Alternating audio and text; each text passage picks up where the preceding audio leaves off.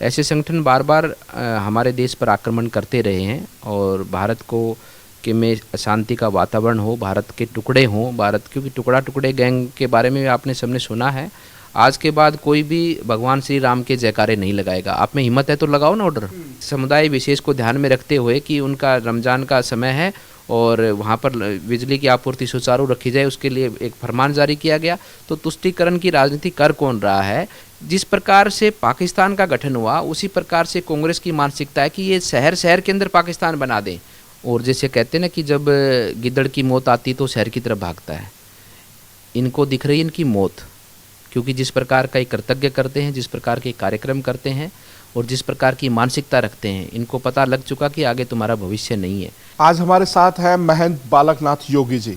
आज करौली की जो नरसंहार की स्थिति है और अशोक गहलोत कह रहे हैं कि ये मोदी जी को इस पर चिंता व्यक्त करनी चाहिए। आखिरकार सीएम है गहलोत साहब, मोदी के ऊपर ठीकरा फोड़ने की कोशिश की जा रही है। आज महाराज जी, आपका हमारे चैनल पर बहुत बहुत स्वागत है। जी धन्यवाद धन्यवाद। बिल्कुल सबसे बड़ी बात है कि अगर हिंदू नववर्ष पर अगर बाइक रैली निकालते हैं युवा, तो आखिरकार सुनियोजित ढंग से उन पर पथराव क्यों किया जाता है? देखिए, सुनियोजित ढंग से और तरीके से ये सुनियोजित साजिश है और इसमें इन संगठनों का तो हाथ है ही, जो पूर्व से लेकर अब वर्तमान समय तक भारत की उन्नति को या भारत की स्थिरता को या भारत की एकजुटता को और जो भारत की इस सभ्यता को नहीं पसंद करते, भारत की परंपरा को नहीं पसंद करते, भारत के सनातन धर्म को नहीं मानते, ऐसे संगठन बार बार हमारे देश पर आक्रमण करते रहे हैं और भारत को कि में अशांति का वातावरण हो, भारत के टुकड़े हों, भारत क्योंकि टुकड़ा टुकड़े गैंग के बारे में आपने सबने सुना है। तो ऐसे लोग निरंतर प्रयासरत रहते हैं और जिस प्रकार की कांग्रेस की वहाँ पर सरकार है, कांग्रेस भी ऐसे कार्यक्रमों को बढ़ावा देती रही है। क्योंकि अभी आप देखेंगे कि पिछले 2014 से लेकर अब तक देश में कोई भी ऐसी घटना बड़ी घटित नहीं हुई। एक दो घटनाएं हुई और उसका करारा जवाब भी हमारी केंद्र सरकार ने उन ताकतों को, उन दुश्मनों को और उन देशों को दिया भी है, वो जनता के सम्मुख भी है। लेकिन इतने इन 7-7.5 वर्षों के अंदर देश में अच्छी से अच्छा माहौल है, शांति है, क्राइम का स्तर घटा है। लेकिन कांग्रेस के शासनों में किस प्रकार की घटनाएं रहती थी देश में, मतलब संसद पर हमला हुआ, उससे पूर्व में जो है कि उसके बाद में मुंबई पर ताज पर हमला हुआ, कोई भी एक्शन कांग्रेस सरकार की तरफ से नहीं लिया गया। इसलिए वर्तमान समय में कांग्रेस पुनः उन चीज़ों को संचालित करने की कोशिश करती है, ऐसे लोगों का समर्थन करती है जो लोग इस विचारधारा के हैं, जो भारत की अखंडता और एकता को नहीं पसंद करते, जो भारत को तोड़ना चाहते हैं, भारत के अंदर इन सांप्रदायिक माहौल को बिगाड़ना चाहते हैं और भारत की जो इस समय पर जो भारत की पहचान बनी है, भारत का सम्मान बढ़ा है, उसको नहीं पसंद करते। उनका समर्थक कांग्रेस करती है और करती भी आई है, करती रहेगी और कांग्रेस को भी जवाब जनता दे रही है। सबसे बड़ी बात है कि अशोक गहलोत कह रहे हैं कि डीजे बजाना और धार्मिक नारे लगाना, इस वजह से ये जो वहाँ पर हंगामा हुआ, उसके बाद ही लाठी डंडे सरिया पत्थर निकल के आए। अगर हम बात करें कि गोरखनाथ मंदिर की, और वहाँ पर भी तो धार्मिक नारे लगाए गए थे, तो आखिरकार ये धार्मिक नारों में अंतर और इस तरह का जो रिजल्ट निकलता है वो कहीं ना कहीं हिंदुओं की भावनाओं को आहत तो करता होगा। देखिए, जिस प्रकार आपने जो बात रखी, वर्तमान में लॉ एंड ऑर्डर का जिम्मेदारी और सरकार राजस्थान में कांग्रेस की है। भारत संविधान के ऊपर चलता है, संविधान की गाइडलाइनों का पालन करता है पूरा भारत, और संविधान ने बहुत बड़ी शक्ति राज्यों को दी हुई है और उन शक्तियों के अनुरूप राज्य अपना काम करता है। पूरा लॉ एंड ऑर्डर राज्य सरकार के अधीन रहता है। अगर गहलोत जी को ऐसा लगता है कि ये डीजे बजाने के कारण हुआ है, धार्मिक नारे लगाने के कारण हुआ है, तो आप सत्ता पे बैठे हो, मुख्यमंत्री हो, आज ही आप ऑर्डर निकालो कि आज के बाद में कोई भी धार्मिक जुलूस होगा या धार्मिक यात्रा रहेगी उसमें डीजे नहीं बजेगा। आज के बाद कोई भी भगवान श्री राम के जयकारे नहीं लगाएगा। आप में हिम्मत है तो लगाओ ना ऑर्डर। आप सक्षम है, आपको ताकत दे रखी है, आपको पावर है, संविधान की शक्तियाँ आपके पास में है, ऑर्डर निकालिए। किसकी मजाल होगी कि राजस्थान में डीजे बजा देगा आपकी अनुमति के बिना? किसकी मजाल होगी कि जय श्री राम के नारे लगा देगा आपकी अनुमति के बिना? है हिम्मत? गुमराह करने का कार्य और कुछ नहीं है। सब कुछ इनके पास में, सब कुछ इनका किया धरा है और इन्हीं के करने के कारण, इन्हीं की सम्मिलितता भागीदारी इस कांड के अंदर रही है इनकी अनुमति के बिना ये हो ही नहीं सकता, क्योंकि इस प्रकार के प्रमाण राजस्थान में हम पिछले 3 वर्षों से देख रहे हैं। और वर्तमान में भी इससे 10 दिन पूर्व में भी हमने देखा कि किस प्रकार से बीकानेर के अंदर धार्मिक यात्रा जो निकलनी थी, शोभा यात्रा जो नववर्ष के उपलक्ष्य में निकलनी थी, उसके वहाँ पर ज़्यादा लोग एक जगह इकट्ठा ना हो तो धारा 144 लगा दी गई थी। उसका प्रमाण है वहाँ पर। उसी के साथ साथ में 2 दिन पहले जोधपुर के अंदर कि एक समुदाय विशेष को ध्यान में रखते हुए कि उनका रमज़ान का समय है और वहाँ पर बिजली की आपूर्ति सुचारू रखी जाए, उसके लिए एक फरमान जारी किया गया। तो तुष्टीकरण की राजनीति कर कौन रहा है और अपनी जिम्मेवारियों से पल्ला कौन झाड़ रहा है, ये तो सबको समझ में आ रहा है।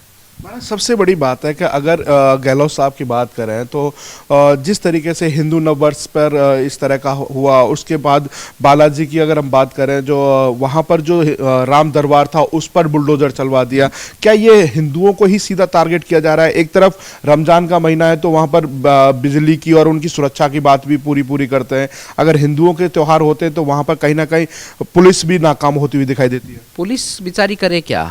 पुलिस को ऑर्डर तो सरकार देगी ना, और सरकार उसको ऑर्डर देती नहीं, और सरकार उसको ये कहती कि तुम आंख बंद करके रखो, तुम्हें कोई प्रतिक्रिया देनी नहीं है। जब तक सरकार की अनुमति नहीं होगी तो पुलिस कुछ नहीं कर पाती। पुलिस की बहुत सी इच्छा रहती। पुलिस कहाँ चाहती है कि क्राइम बढ़े? पुलिस तो चाहती कि क्राइम नहीं बढ़े। पुलिस आरोपियों को गिरफ्तार करती है। मेरे अलवर की बात मैं आपको बताता हूँ। मुझे देखो, मैं प्रमाणित तो नहीं कर सकता, लेकिन वास्तविकता है ये, और मैं ये भी नहीं बता सकता कि कौन लोग मुझे बताते हैं। मुझे बताते हैं पुलिस विभाग के लोग कि वहाँ वो अरेस्ट करके लेके आते हैं, लेकिन फ़ोन आता है और छूट जाते हैं। गौ तस्करी के मामले हों, महिलाओं पे अत्याचार के मामले हों, गांव में झगड़े विवाद के मामले हो, जो अनावश्यक रूप से झगड़े होते हैं। अगले की ज़मीन है, अगले की प्रॉपर्टी है, लेकिन अनावश्यक रूप से कुछ उपद्रवी और एक समुदाय विशेष के लोग उसकी ज़मीन पर कब्जा करते हैं, लेकिन उनके खिलाफ कोई कार्रवाई नहीं होती है। बालेट्रा की घटना आपको ध्यान होना चाहिए कि वहाँ पर सरेआम अपने एक जोगी समाज के बच्चे को मार दिया गया, उसके परिवार को, पूरे परिवार को अनाथ कर दिया गया। आज तक उसमें न्याय नहीं मिला। आरोपी अरेस्ट हुए और सबूत भी कौन इकट्ठा करेगी? पुलिस करेगी। सब पुलिस के ऊपर दबाव रहता है सबूतों का अभाव के कारण। आज वो जमानत में है।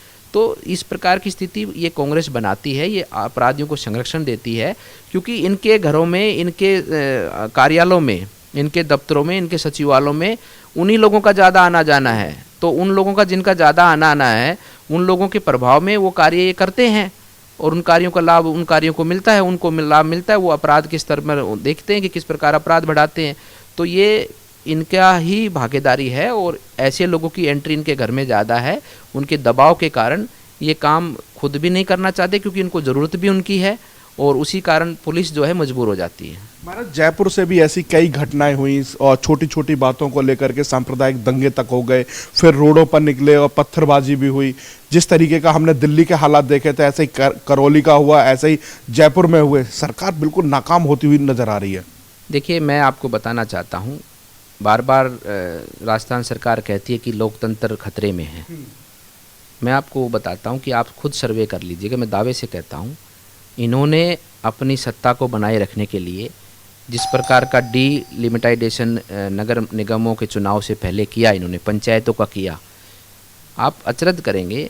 60 मतदाताओं के ऊपर एक पार्षद बना दिया इन्होंने, पार्षद वार्ड बना दिया। 60 मतदाताओं पर, 120 मतदाताओं पर कौन क्या कर रहा है? 120 मतदाता हैं, उनके ऊपर एक पार्षद बना दिया, एक वार्ड पार्षद बना दिया गया, वार्ड का गठन कर दिया गया।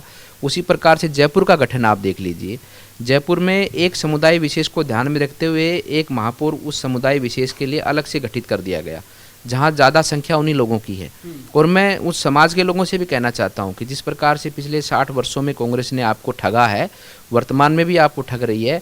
वहाँ पर आपकी संख्या भी ज़्यादा होते हुए लेकिन आपका महापौर नहीं बनाया वहाँ पर, क्योंकि इनके अंदर जो लोग बैठे हैं वो किसी को देखना भी नहीं चाहते कि आगे बढ़ें। उनको गुमराह कर और उनका वोट लेना चाहते हैं। जिस प्रकार से पाकिस्तान का गठन हुआ, उसी प्रकार से कांग्रेस की मानसिकता है कि ये शहर शहर के अंदर पाकिस्तान बना दें, एक अलग समुदाय विशेष के लोगों का गठन इस प्रकार से कर दे कि उनकी सत्ता वहाँ पर रहे, वही लोग वहाँ पर रहे।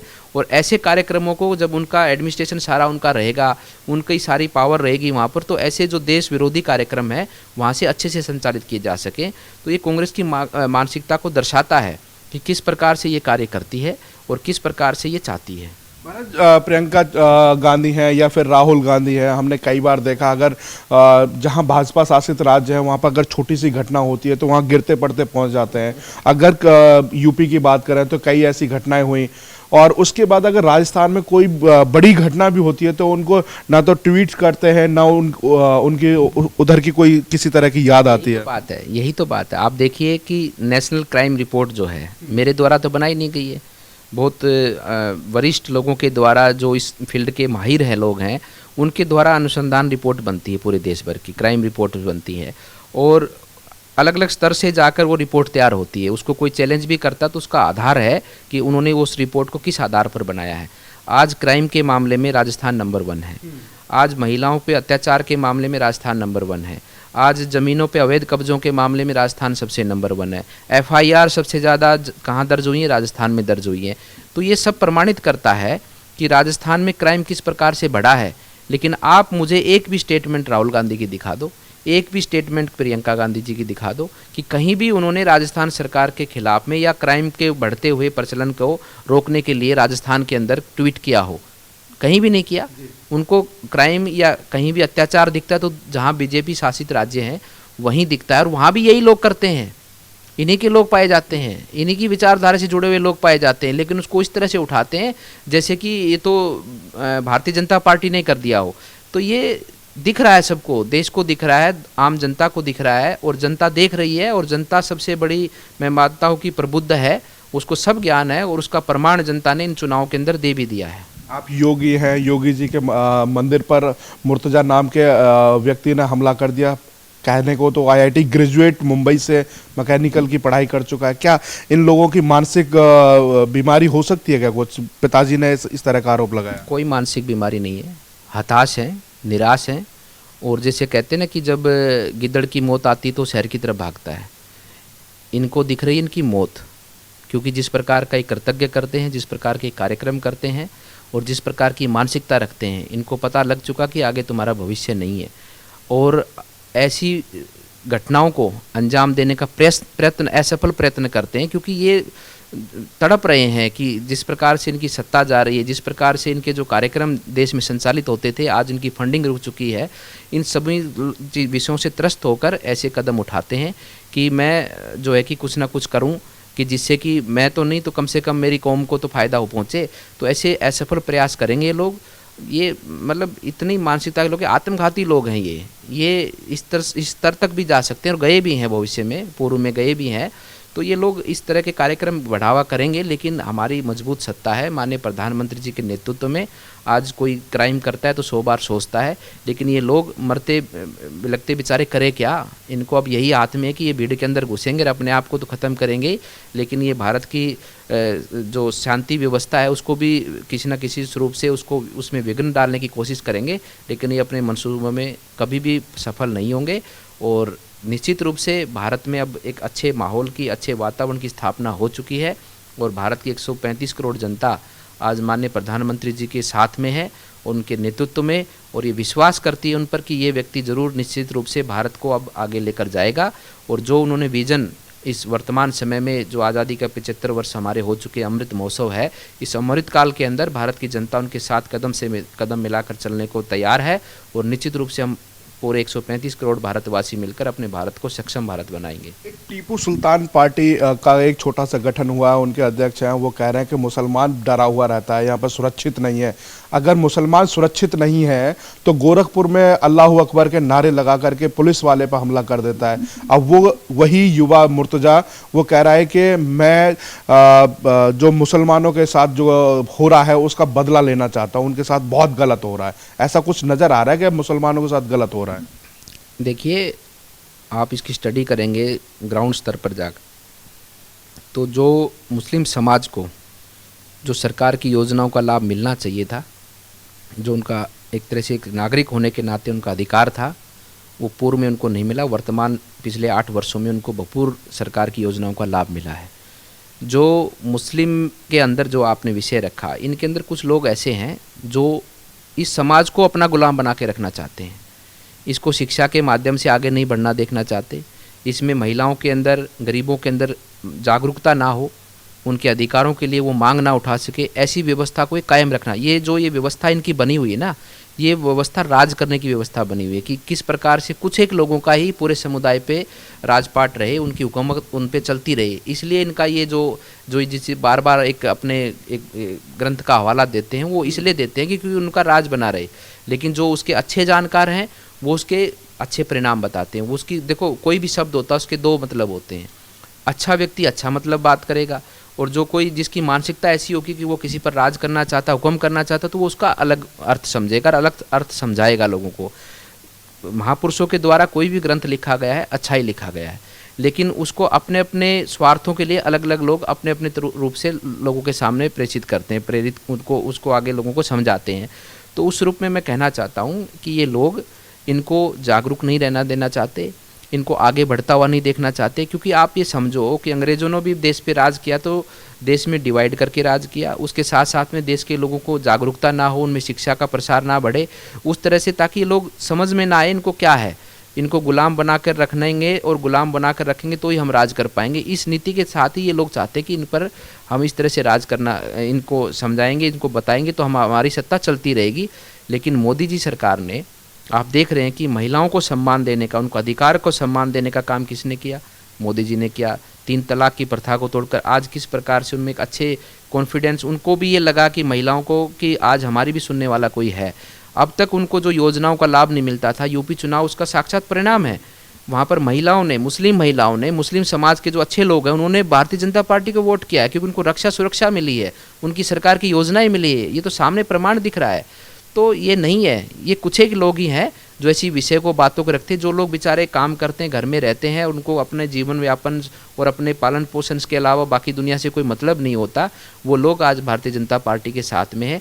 और जो लोग अपनी सत्ता छिनती हुई देख रहे हैं अपनी आंखों के सामने, उनका जो साम्राज्य था आज वो सिकुड़ता जा रहा है, वो लोग ऐसी भ्रमित और ऐसे वातावरण को फैलाने का काम करते हैं। बहुत बहुत धन्यवाद।